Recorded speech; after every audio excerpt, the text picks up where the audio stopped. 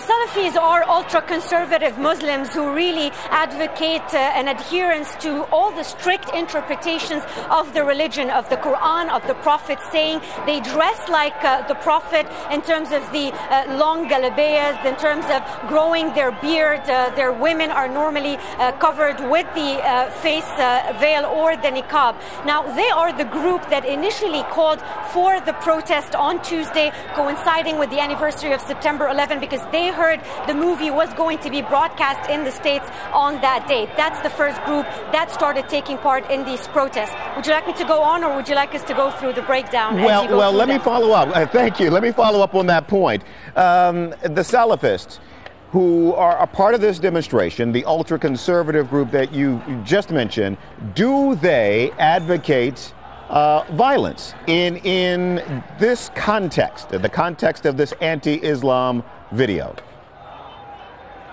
In the context of this very specific incident, we actually managed to interview 2 days ago the very man who first issued the call for this protest on Egyptian TV stations. He was the head of the Salafi coalition who originally called for this protest and then backed out after the violence broke outside the United States embassies. Now, he specifically told us that they were not advocating violence, that the point for calling for the protest, in fact, he said, we're very much aware that the United States government is not linked to this movie in any form, but it was our only way, our only venue to go outside the embassy of the government where the men who produced this film reside, to ask them to take action against these men to stop the airing or the broadcast of this movie. They had no intention for violence. In fact, he told me they were not happy when men scaled the wall and brought down the U.S. flag.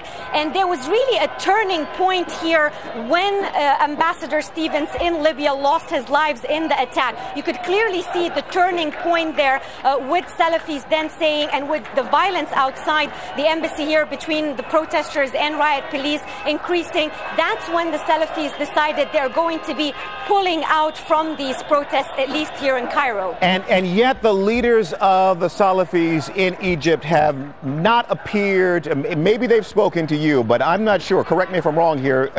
They haven't certainly appeared on camera. I haven't spoken to one of the leaders in a phone conversation to voice concerns, to call for calm as these demonstrations have continued today. Have you spoken to leaders, and have they expressed to you concerns about the continuing unrest, and have they called for calm? I'm not sure I entirely heard the question. Leaders from, you're asking if leaders of the Salafis. Salafi leaders? Yes. Have they spoken to you? Because they certainly haven't spoken to me, my colleague Laura Kyle, in the last few hours as the demonstrations continue there in Cairo to call for calm. Well, they have actually participated firsthand in the attempts to mediate or negotiate with the protesters on the ground. Overnight, we have seen members from the Salafi Noor party trying to address these protesters and ask them to leave the perimeter of the U.S. Embassy.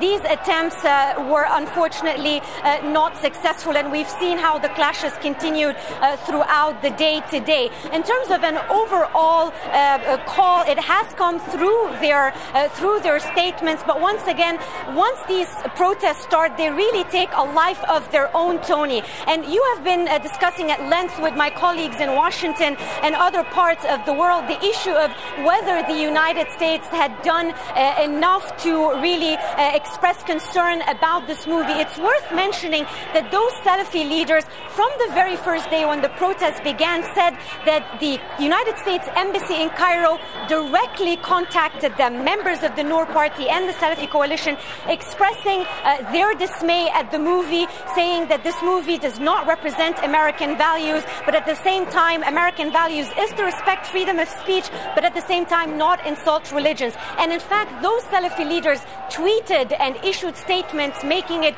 very clear and thanking officials from the embassy here in Cairo for expressing their dismay about this movie.